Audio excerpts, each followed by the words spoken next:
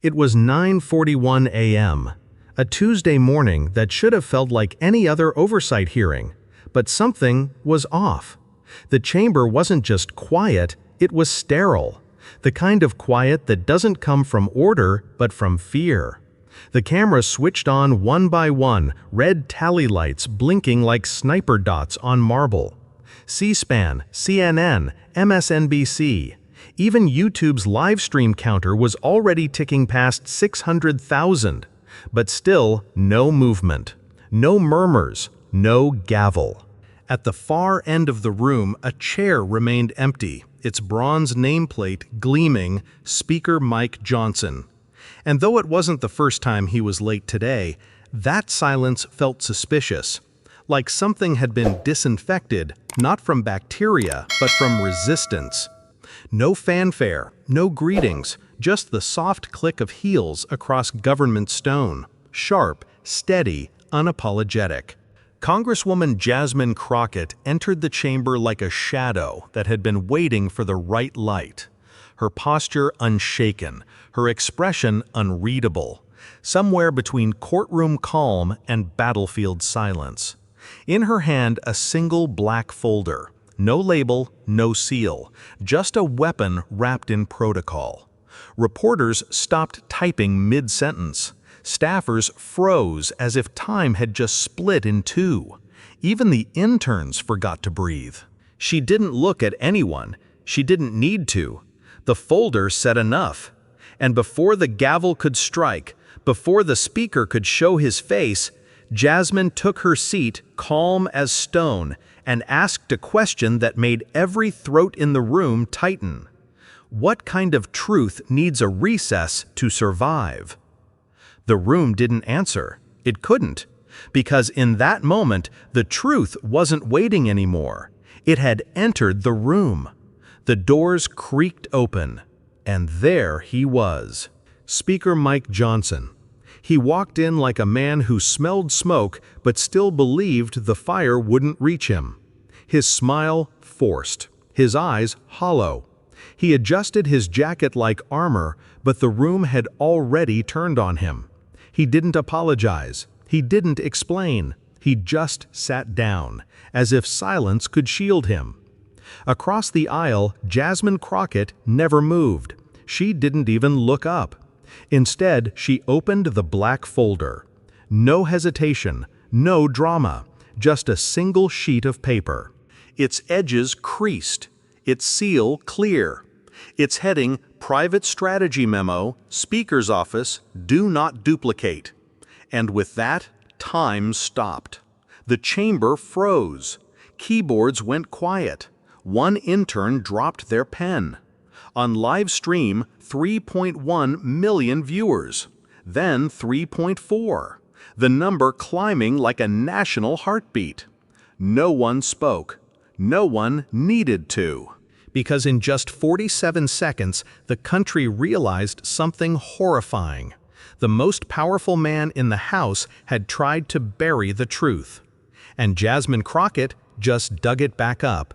It wasn't a rumor, it wasn't speculation, it was a memo, stamped, dated, and deadly.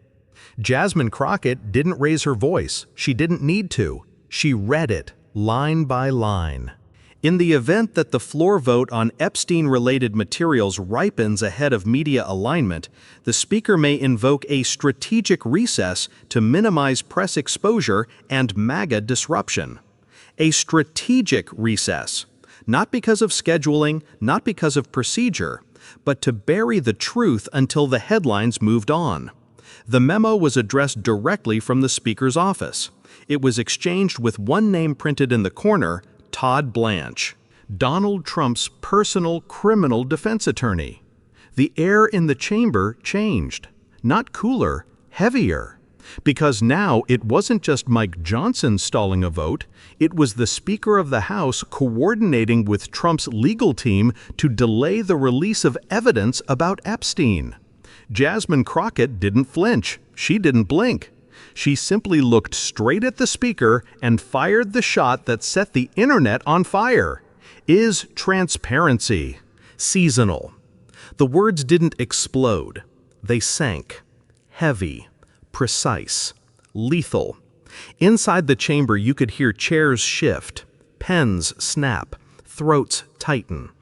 Outside, Twitter collapsed. Reddit threads lit up. Hashtags flooded like sirens. Seasonal, Epstein files, unseal it now. In just 12 syllables, Crockett exposed the real disease inside government. Power doesn't fear the truth, it schedules it. You want to appear honest in May, but disappear it in July. That wasn't oversight. That was orchestration. And Jasmine, she wasn't asking a question. She was holding up a mirror. The lights dimmed. Then the screens blinked to life. At first, just static. Then a gray prison wall. Then her face.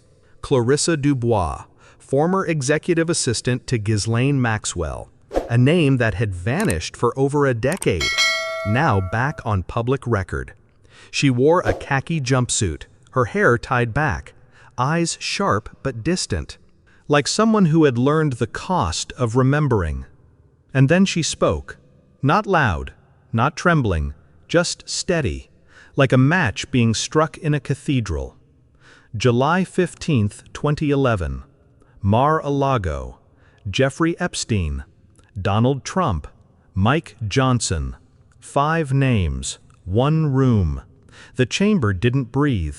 Even Johnson looked up for the first time not to speak, but to assess the damage. This wasn't just testimony. This was detonation. Clarissa didn't blink. She leaned closer to the camera. The fluorescent light above her flickered once, but her voice never shook.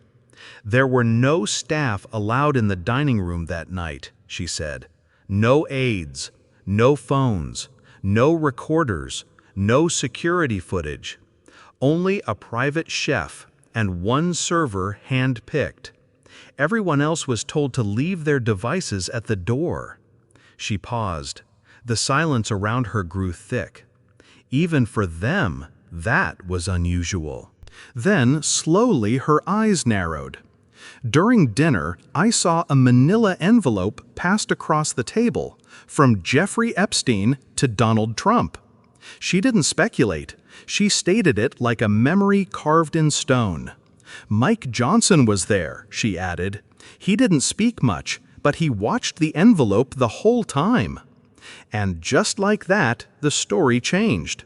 This wasn't just about Epstein. This was about a transaction in silence, between power and protection. Clarissa didn't raise her voice. She didn't need to. The room had already gone cold. She leaned in once more, eyes fixed on the camera not for attention, but to bear witness. I wasn't supposed to see it, she said, but I did. They passed the file, then they joked about clean exits, about not leaving paper trails. She paused, then looked straight into the lens, and dropped a sentence that froze every living thing in the chamber. Even predators know when they're leaving footprints. Gasps didn't echo, they collapsed. Reporters stopped typing. C-SPAN's live stream ticked past 5 million. Behind the camera, someone whispered, "She just called them predators." Clarissa didn't flinch. They weren't worried about the press, she added. They were worried about each other. In that moment, the committee chamber didn't feel like Congress anymore. It felt like a crime scene. Jasmine didn't yell. She didn't need to. She reached for a small black speaker, clicked once, and placed it gently on the table. "Per House rules," she said, "I'm entering this into the record." She pressed play, and the voice was unmistakable. "Shut it down. Pause. Recess the damn chamber if you have to. Mike Johnson." Clear as glass, sharp as guilt. You could hear a paper rustle in the background, a sigh. Then another voice, unknown, muttered, "What if Crockett gets to it first?"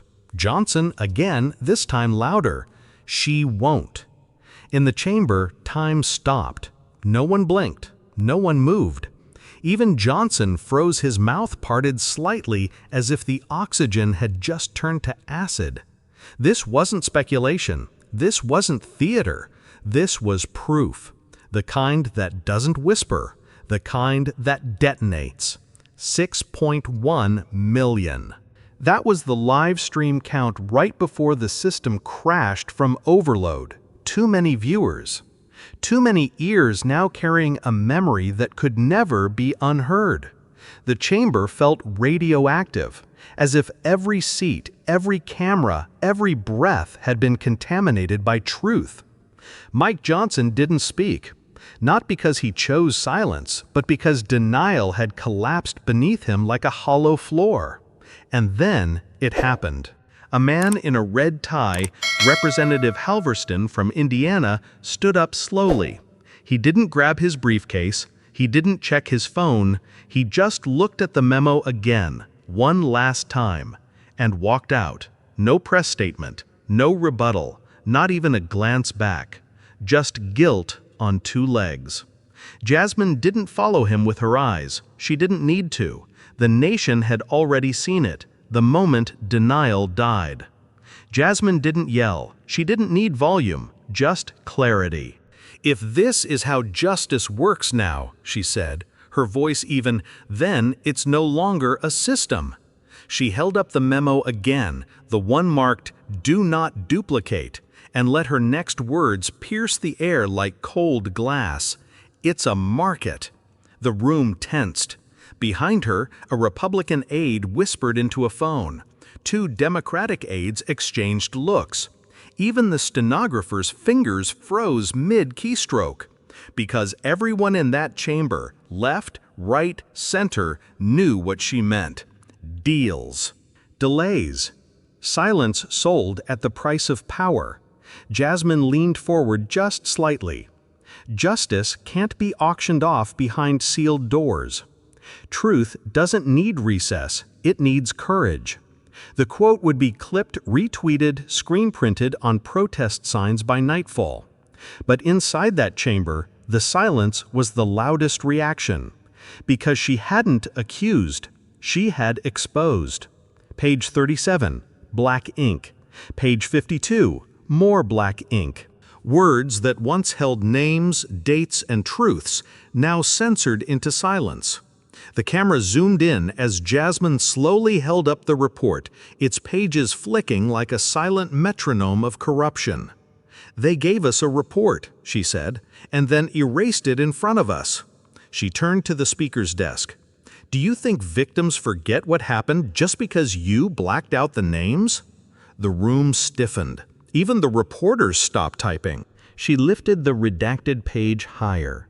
Faded fingerprints on the corner. Old tears, maybe, or new ones from someone who read their own pain, then saw it erased. Then she whispered, not loud, not dramatic, but like a truth you whisper at a grave. "Why do we protect robes, but not the broken?" No one moved. No one spoke, because there was no rebuttal for that. Jasmine unfolded a single sheet of paper, not typed, handwritten. The ink faded like it had been folded and unfolded 100 times. She didn't speak at first, she just let the words breathe. Then she read, her voice trembling like the paper in her hand. "They told me if I ever spoke, my family would be deported." The chamber went still, the kind of still that says, "This is real."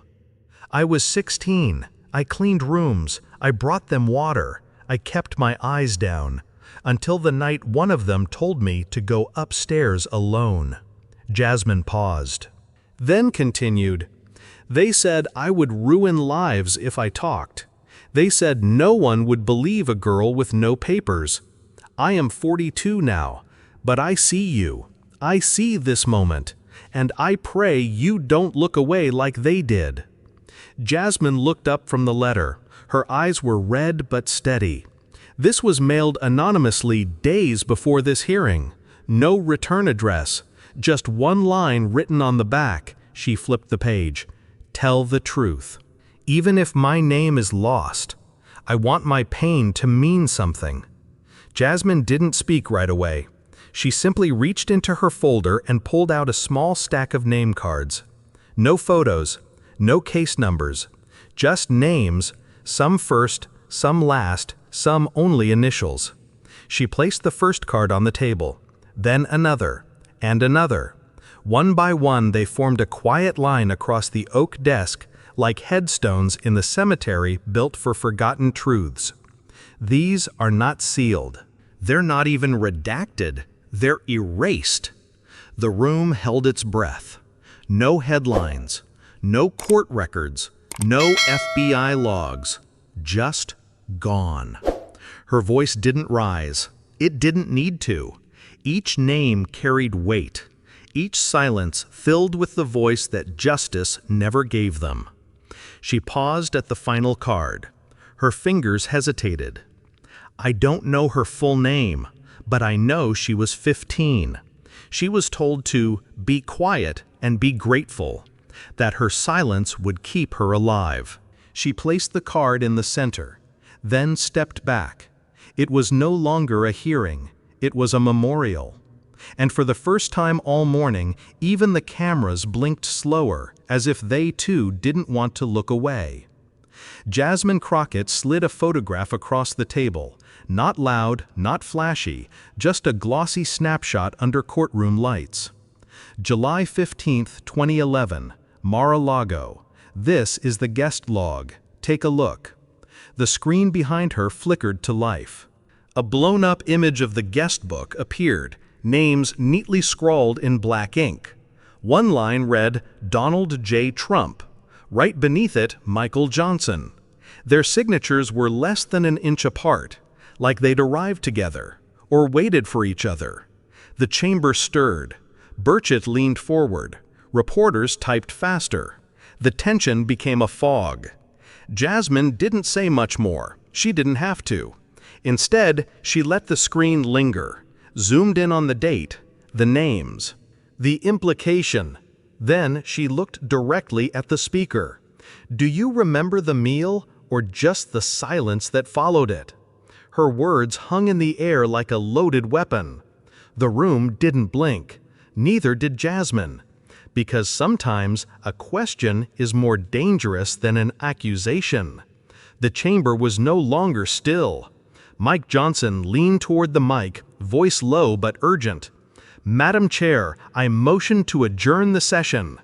But before he could finish the sentence, Linda Esparza stood. No gavel, no permission. Just 5 words that cracked through the marble like thunder. The people didn't recess. Neither will we.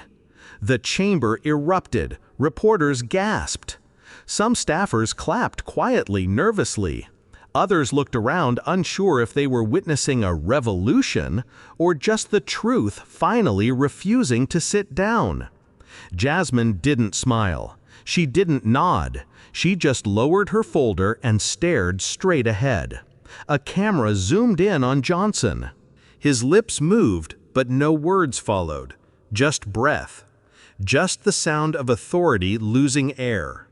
A murmur swept through the rows of seats. It wasn't outrage, it wasn't joy. It was recognition. Recognition of a moment that couldn't be walked back. The chamber had found its voice, and it sounded like the people. For a full second, the chamber stood frozen.